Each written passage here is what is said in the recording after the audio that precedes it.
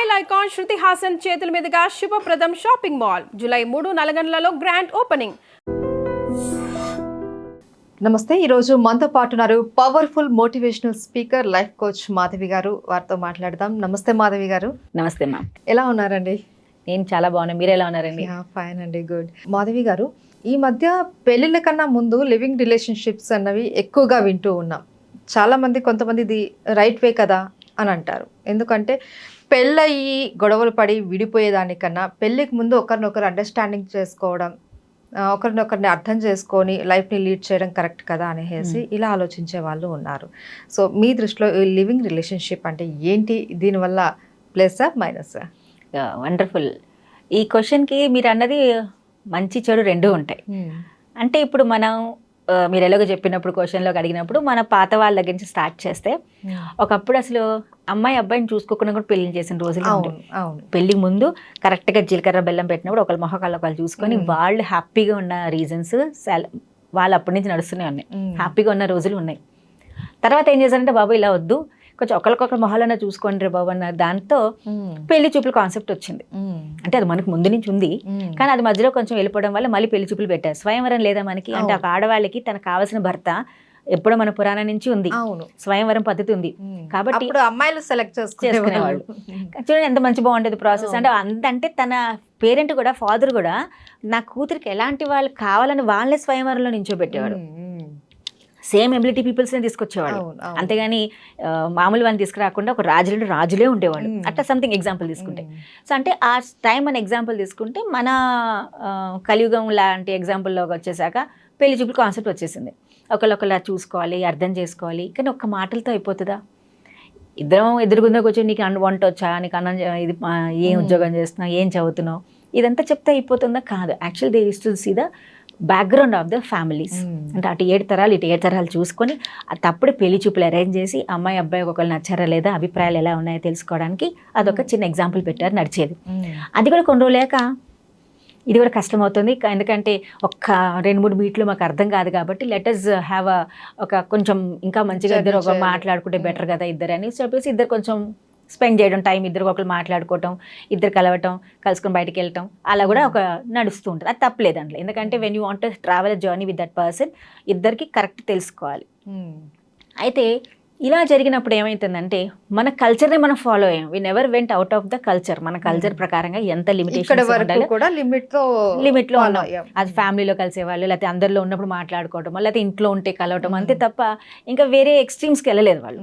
So అది ఎందుకంటే ఇప్పుడు ఒక వ్యక్తితో మీరు ఎక్కువగా ట్రావెల్ చేసే వరకు కంపల్సరీ మీకు వాళ్ళలో ఉన్న నెగిటివ్స్ అండ్ పాజిటివ్స్ మీకు తెలుసుకుంటారు. కాబట్టి ఇది నా నెగిటివ్స్ ఉన్నాయండి, రేపటి నాటి ఈ నెగిటివ్స్ని మీరు ఒప్పుకుంటే ఓకే, లేకపోతే నేను మార్చుకుంటాను. ఇతను ఆమె ఇద్దరు మాట్లాడుకున్నప్పుడు లైఫ్ హ్యాపీగా వెళ్ళిపోతుంటుంది. బికాస్ మ్యారేజ్ అనే కాన్సెప్టే ఏంటండి, పెళ్ళి అయ్యే ముందు వాళ్ళిద్దరు ఎవరో తెలియదు.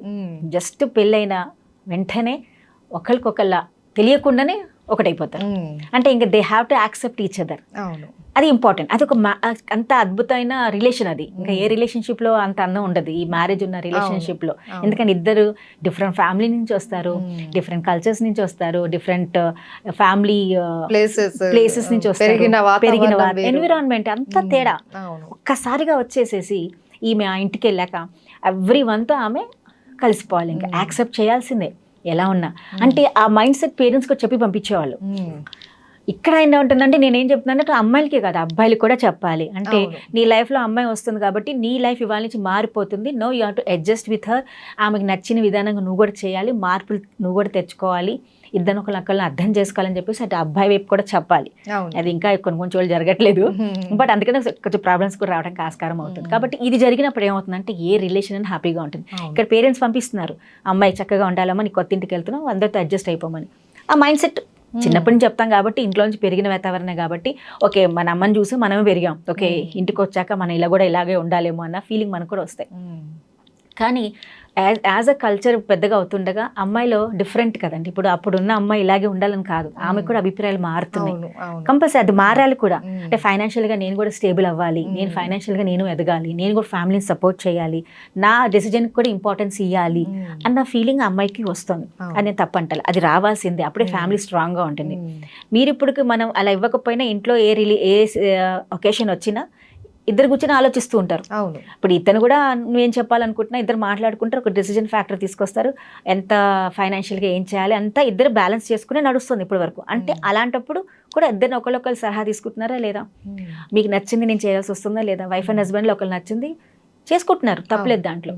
కానీ ఈ రిలేషన్ ఎప్పుడైతే మనం మాట్లాడుకుంటూ వచ్చామో ఈ అంటే మనం నేర్చుకోవాలి, ఇతర దేశాల నుంచి రకరకాల కల్చర్ నేర్చుకోవాలి, నేను కాదంటల్లా, వాళ్ళే మన కల్చర్ని ఫాలో అయిపోతున్నారు ఇప్పుడు. అవునా కదా, మన పద్ధతులు మన విధానాలు వాళ్ళు ఫాలో అవుతుంటే కల్చర్ అంతా అటు వెళ్తుంది, అటుదంతా ఇటు వస్తుంది. అంటే ఆ కల్చర్ మంచి పాయింట్స్ తీసుకోండి. అంటే ఇండిపెండెంట్గా ఉంటాను నేర్చుకోండి, మీ ఫైనాన్షియల్గా స్ట్రాంగ్ అవటం నేర్చుకోండి, మీ మాట్లాడే విధానం మార్చుకోండి, మీరు నేను ఇది కావాలి, నేను ఇలా ఉంటానన్నా మిమ్మల్ని మీరు స్టాండ్ చేసేటట్టు క్వాలిటీస్ చెప్పండి. అది ఇంపార్టెంట్. నేను చెప్పేది కరెక్టే. ఇప్పుడు ఒక అమ్మాయి మన పెళ్లి చూపులైంది, ఆ అమ్మాయి చెప్పింది, నాకు హ్యాపీ అనిపించింది, నేను రేపటి నాడు సంపాదిస్తున్నా, ఇప్పుడున్న నేను నా ఫ్యామిలీ, నా మ్యారేజ్ అయ్యాక కూడా నా ఫ్యామిలీ నేను సపోర్ట్ చేస్తాను, ఎందుకంటే వాళ్ళని చూసుకోవడానికి ఎవరు లేరు, నేనే చూసుకోవాలి, కాబట్టి నా ఫైనాన్షియల్ ఏదైతే నేను సంపాదిస్తున్నానో హాఫ్ ఆఫ్ ద మనీ నా పేరెంట్స్కి వెళ్తుంది, హాఫ్ మీకు ఇస్తాను, రెస్పాన్సిబిలిటీ అన్నీ నేను షేర్ చేసుకుంటాను, నా పేరెంట్స్ కూడా కుదిరినప్పుడల్లా నాతో పాటు వచ్చి ఉంటారు. సో ఈ రూల్స్ పెట్టిన వెంటనే వాడు భయపడిపోయాడు అబ్బాయి. అంటే చూడండి, ఒక రిలేషన్షిప్లో అంటే మొన్నటి వరకు ఎలా అనిపించింది, ఇవన్నీ చేస్తున్నాం, ఇప్పుడు ఆ అమ్మాయి వెళ్ళి అందరినీ అడ్జస్ట్ చేసుకోవటం, వాళ్ళ రెస్పాన్సిబిలిటీ ఆమె తీసుకున్నప్పుడు ఇక్కడ ఓపెన్గా మాట్లాడేటప్పుడు కల్లా భయం వచ్చింది. అంటే మనలో ఇది నేర్చుకోమంటున్నాను నేను, you should speak about your self. అంటే నేను రేపన్నా నా ఫ్యామిలీ నేను చూసుకుంటాను మాటలు నేర్చుకొని తప్పలేదు దాంట్లో. కానీ ఈ లివ్ ఇన్ రిలేషన్షిప్లో వెళ్ళి ఉంటారు, 6 నెలలు 7 నెలలు కలిసి ఉంటారు, ఒక ఏడాది ఉన్నారు, ఒక వ్యక్తి గురించి ఆ సమయంలో కొన్ని రోజులు బాగానే ఉంటుంది, తర్వాత న్యాచురలీ పెళ్ళాక కూడా ఇవే వస్తాయి.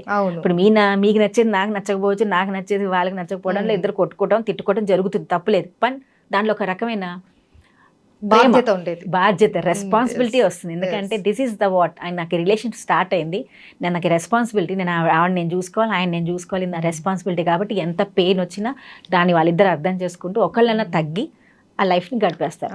బట్ ఈ లివింగ్ దాంట్లో ఏమొస్తుంది మీకు, అక్కడ ఇద్దరే ఉంటారు, లివింగ్ లో ఇద్దరే ఉంటారు, ఫ్యామిలీ ఇన్వాల్వ్మెంట్ ఉండదు. బట్ పెళ్ళైన తర్వాత ఏమైనా ఇష్యూస్ వస్తే ఫ్యామిలీ ఉంటుంది. సో అమ్మాయి అయినా సరే వాళ్ళ ఫ్యామిలీ గురించి ఆలోచిస్తుంది, అబ్బాయి అయినా వీళ్ళ ఫ్యామిలీ గురించి ఆలోచిస్తూ ఉంటారు, కొద్దిగా అడ్జస్ట్ అవ్వడానికి ఆస్కారం ఉంటుంది. ఇంకోటి ఏంటంటే ఫ్యామిలీ కూడా సపోర్ట్కి వస్తుంది. ఇప్పుడు ఈ అమ్మాయి తప్పు ఉంటే చెప్పడానికి ఫ్యామిలీ వస్తుంది, అబ్బాయి తప్పు ఉన్నా ఫ్యామిలీ చెప్పడానికి సపోర్ట్ ఉంటుంది. మోస్ట్లీ ఏమంటే అమ్మ నువ్వు సర్దుకుపోవమ్మా, ఈ అమ్మాయికి చెప్పే వాళ్ళు ఉన్నారు, మరి నువ్వు చేసింది నువ్వు తప్పు అని చెప్పే ఫ్యామిలీ మెంబర్స్ ఉంటారు. కాబట్టి తప్పున్నా సర్దుకుపోతారు, కొంచెం కంటిన్యూ అవుతుంది. ఎందుకంటే ఎలాంటి రిలేషన్లో సొంత ఇంట్లో ఒక అత్తలికి పుట్టిన బిడ్డలకే పడట్లేదు వస్తాయి కదా, అలాంటిది ఇద్దరు డిఫరెంట్ పీపుల్, డిఫరెంట్ నేచర్, తప్పలేదు దాంట్లో. But we have to tell them, అది నేర్చుకుంటారు అయిపోతుంది. బట్ ఈ లివ్ ఇన్ రిలేషన్షిప్లో మీరు ఒక 6 నెలలు ఉంటారు, ఇతను నాకు నచ్చలేదు, ఈమె నాకు నచ్చలేదు, విడిపోతారు, మళ్ళీ ఇంకోళ్తానా అంటే వాట్ ఈస్ దిస్ హ్యాపెనింగ్? అంటే ఒక వ్యక్తితో మనకు జీవితాంతం క్యారీ అవ్వాలి అంటే ఎంతమందిని మార్చుకోవాలి మనం? అంటే మన కల్చర్ నుంచి మనం ఎంత బయటకు వస్తున్నాం? ఓకే, నేను ఆ వ్యక్తితోనే ఉందాం అనుకుంటున్నా, లివ్ ఇన్ రిలేషన్షిప్లో ఉండి ఒక 6 months నేను ఒక ట్రావెల్ చేసాక ఇతన్నే నేను పెళ్లి చేసుకుంటా అంటారా? Okay, go on, you have to understand each other.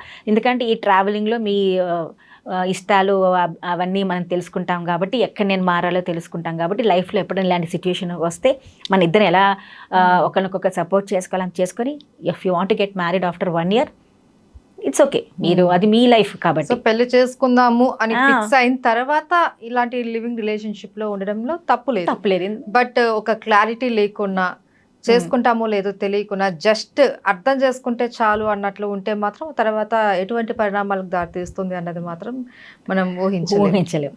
And that is going out of our culture. అది మన కల్చర్ లేదు. Get good thing from the other cultures, not మన కల్చర్ని పాడు చేసి రకరకాలుగా ఇది బాగుంటుందని ఎక్కడా లేదు. సో మీరు క్యారీ ఆన్ చేద్దాం అనుకుంటున్నారా, తప్పలేదు దాంట్లో. బట్ ఒక వ్యక్తి కాకపోతే ఇంకోటి కాకపోతే ఇంకో ఆవిడ, అది వాట్ అకార్డింగ్ టు ఫైనల్ గా మనం ఆలోచిస్తే ఎండ్ ఆఫ్ ద డే మనం ఇంతమందితో రిలేషన్ లో ఉన్నామా, ఇలా అయిందా, మనం ఇలా చేసామా అన్నట్టు మన మీద మనకి ఒక ఫీలింగ్ వస్తుంది. It happens. ఇప్పుడు మీరు ఎక్కడైనా ఎండ్ ఆఫ్ ద డే అనిపిస్తుంది కదా, ఒక అమ్మాయికో అబ్బాయికో నేను ఇంత చేశానని ఉంటుంది. సో ఏ రిలేషన్షిప్ లో ఉన్న మెయిన్ థింగ్ అండి, మీరు ఎవరైనా ఎంత కష్టమైనా, మీరు ఎన్ని రోజులు ఉన్నా లేకపోయినా, ఒక రిలేషన్షిప్ లో మీరు బాండ్ అయ్యారు అంటే, మ్యారేజ్ అయిందంటే, ఎంపతి, అండర్స్టాండింగ్, రికగ్నిషన్, రెస్పెక్ట్, ఇది కంపల్సరీ ఉండాల్సింది. అడ్జస్ట్మెంట్, ఇది మీరు ఎన్ని రోజులు కలిసి ఉండి తర్వాత ఉన్నా లేకపోయినా ఇది క్యారీ ఆన్ ఉంటేనే ఆ రిలేషన్కి మీనింగ్ ఉంటుంది. అంతే తప్ప ఇవి లేకపోతే మాత్రం ఏ రిలేషన్షిప్ కూడా ముందుకెళ్ళదు. అవును, right. Okay, thank you so much అండి. Thank you.